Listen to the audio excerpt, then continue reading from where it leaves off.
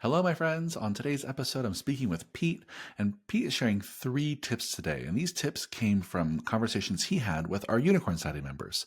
And these tips specifically are going to help you improve your sales process and improve your client engagement. So if you want to do those 2 things, keep on listening, my friends.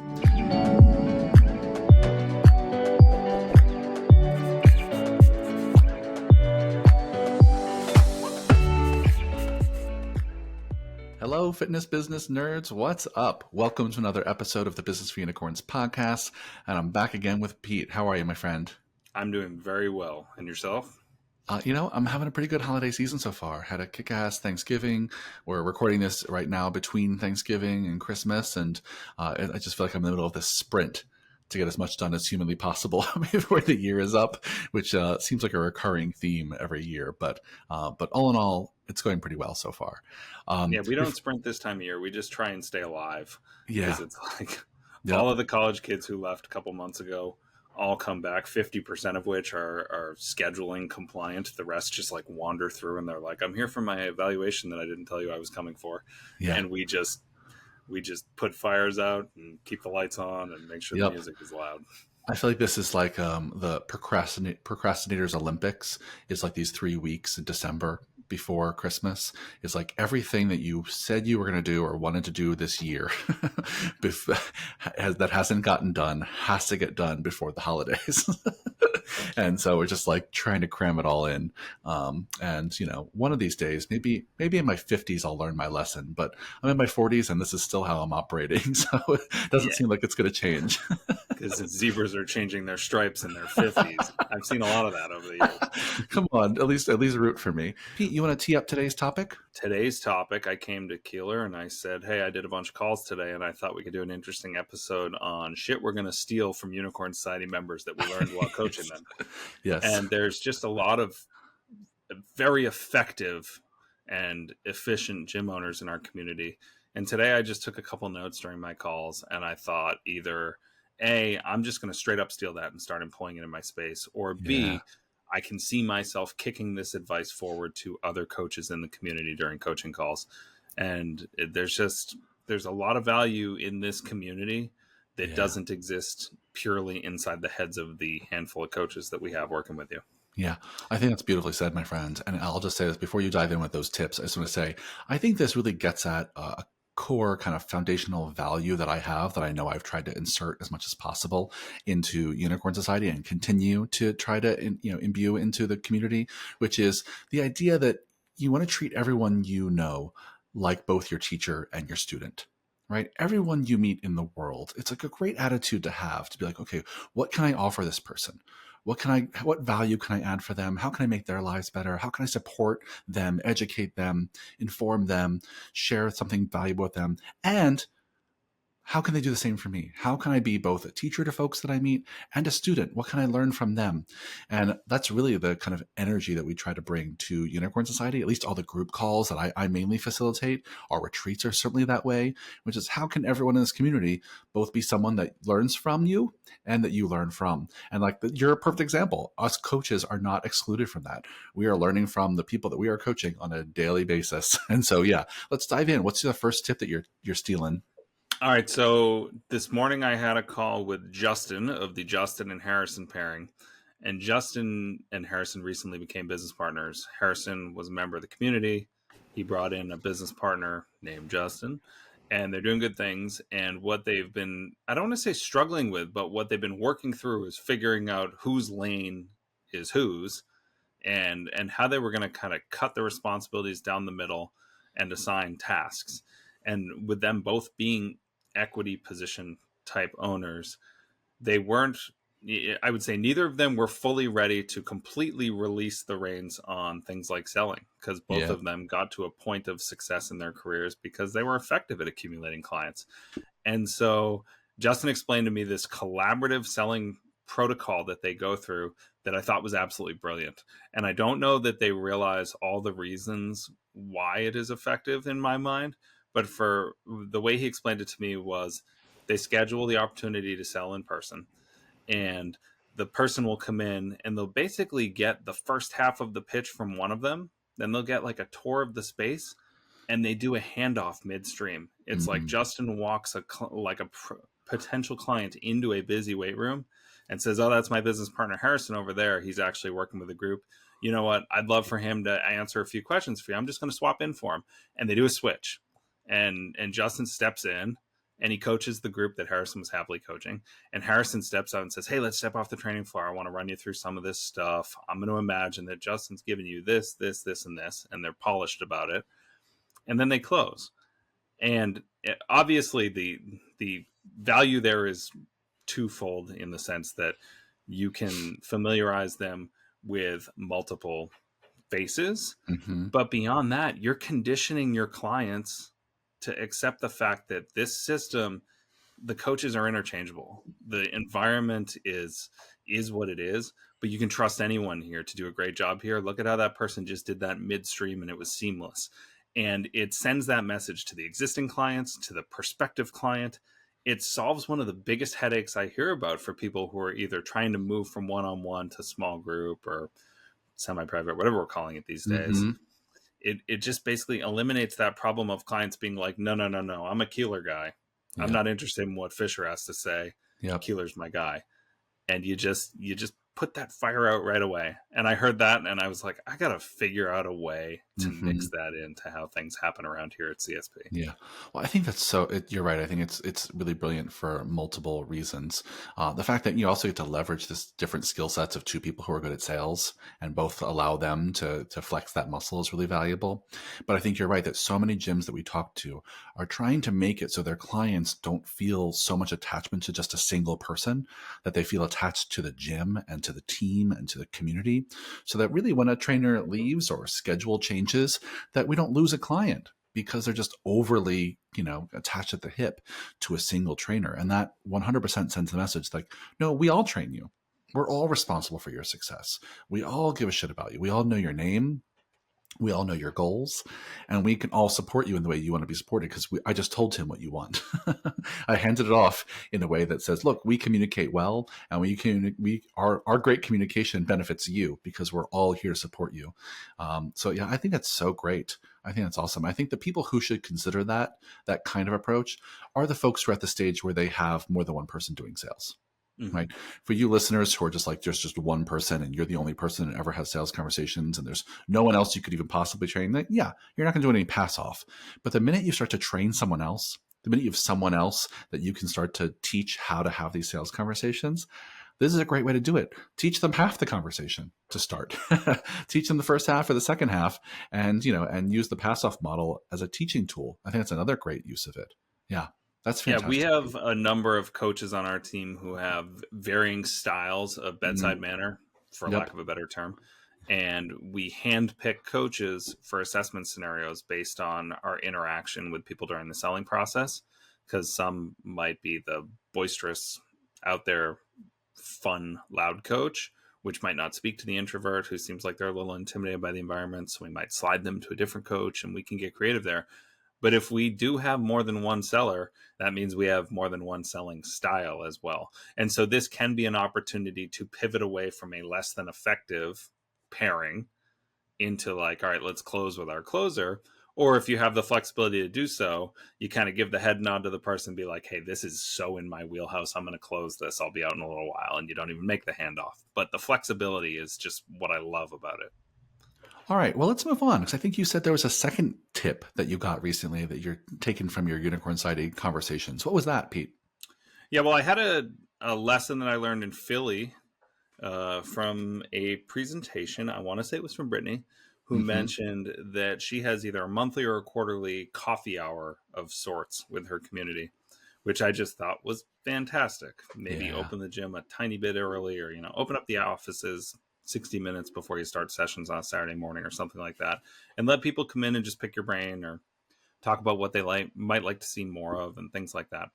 And that was something that jumped to mind with me when I was asked this morning what the suggestion was as a performance training gym owner who does not have the space to facilitate constant interaction with the parents. And Mm, so what they do is they try to keep parents out of the gym. for lack of a better term. They just Yeah. don't want them wandering the weight room. And without a lot of waiting space like we have in my space here in Massachusetts, you basically kick people out to their cars. They sit in the parking lot and they wait. And they're compliant at this person's gym, but it means that they don't have a ton of meaningful interactions with the parents outside of email. Hmm. And they asked how I would navigate that if I were in that circumstance. And I said, I learned this thing from Brittany a couple months ago. And I really think you could do that with your community. You could just plain and simple say parents only, no kids allowed at this one. Because some of the most common feedback we get from parents who are proposed the idea of coming in and training with us are like, no, no, no, this is my kid's place. They'll kill me if I try and train in that gym. And I need to be respectful of that. So we say, hey, all right, let's flip the script.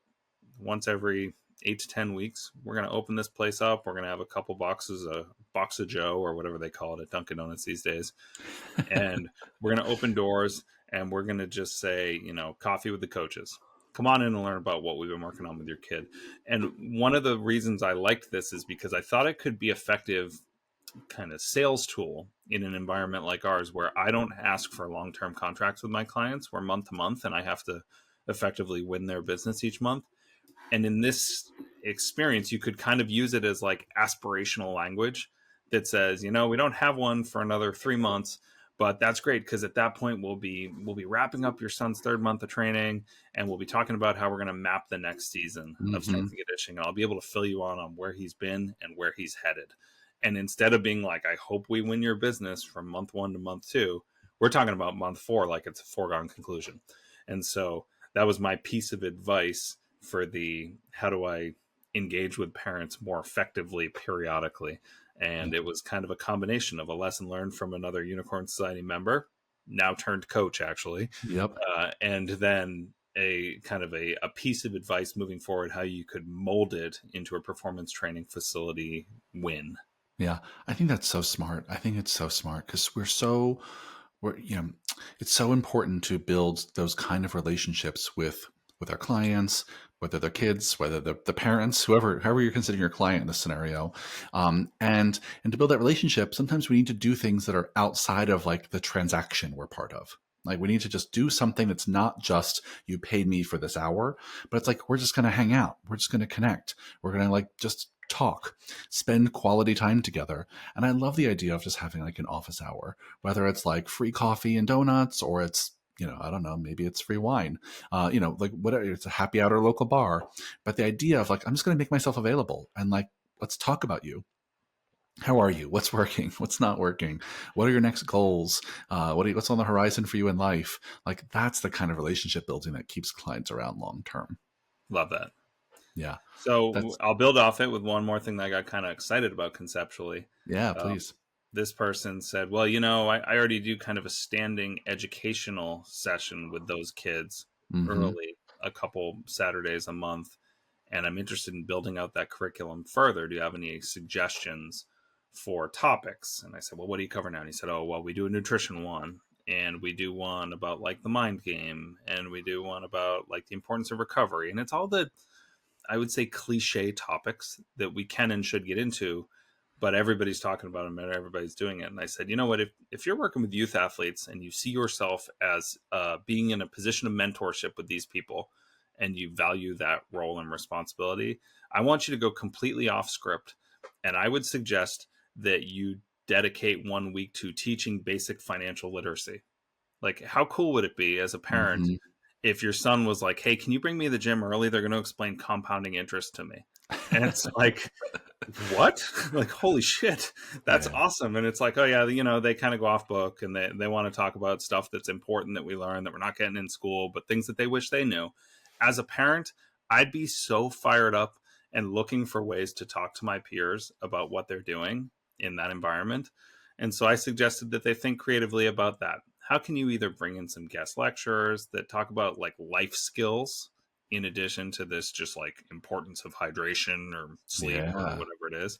And I think that it could really dramatically ramp up your position of mentorship, not just in the eyes of the athlete, but the parents see you as like an invaluable resource and someone who is doing good for them inside and outside of the gym.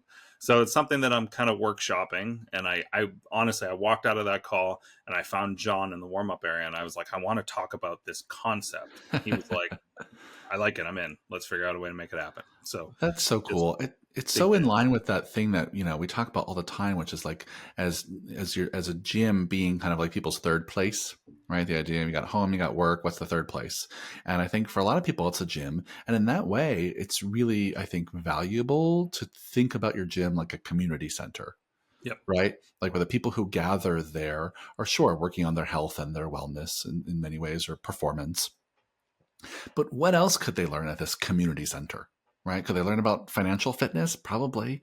Could they learn about better taking care of themselves in other ways? Yeah, there's lots of other ways people can take care of themselves, And so I think that that's a great idea. I love that, and I think I see a lot of Unicorn Study members start to move in that direction where they host, outside guests who talk about pain management, where they have like a chiropractor and a physical therapist, or they have outside guests who come in and do like cooking demos and things that help people learn how to cook more healthy. So they're all kind of in this kind of wellness umbrella.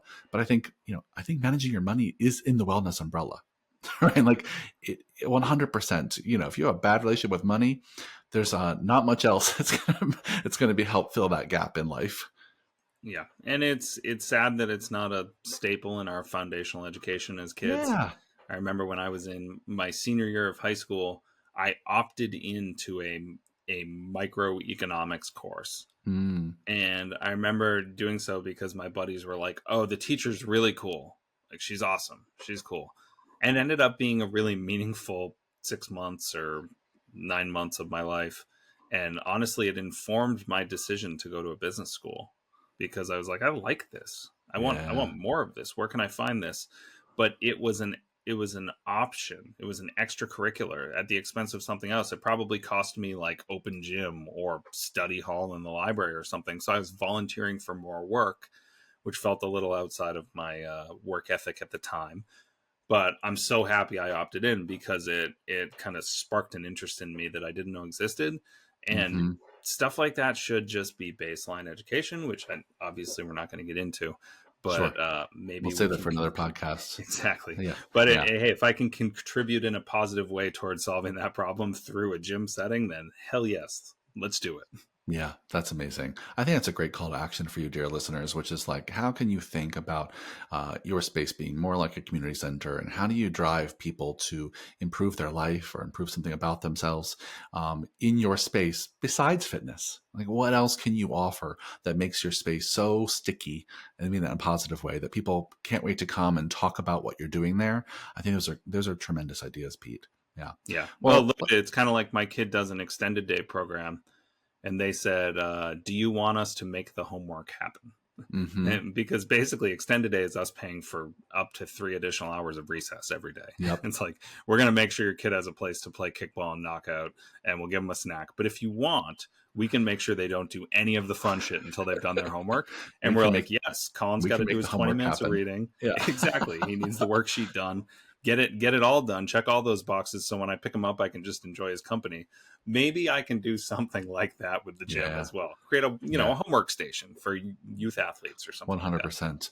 It just made me have a maybe we'll cut this from the podcast, but I'll share it anyway. I can think of all the funny but effective combinations of what you could add on to your gym, right? Like I picture like a gym / laundromat where you just like throw in a load of laundry, but then go take your class, and then halfway through the workout, everyone goes and swaps it out, and it dries. By the time you're done, you're cooled down. Like there's just so many ways you could think about your gym serving it. With letting me tell you how wildly ironic that idea is from you. Really? I have had 2 jobs in my life. Uh-huh. I have owned a gym since 2007. And for a little over 3 years after I graduated from my undergraduate business school and I went to get my MBA, I worked for a Maytag distributor. And my job was to be a marketing manager for laundromat owners. Oh I my shit gosh. you not. How funny. I didn't even knew that. That's amazing. So I know who I would call if I wanted to put this equipment in. I know the commercial grade stuff I want. I know that President's Day weekend is the weekend they put it all on sale for some unknown reason. So It's That's just really strange that that's the direction you went with it. that's where my brain went. I was feeling those Maytag vibes from you.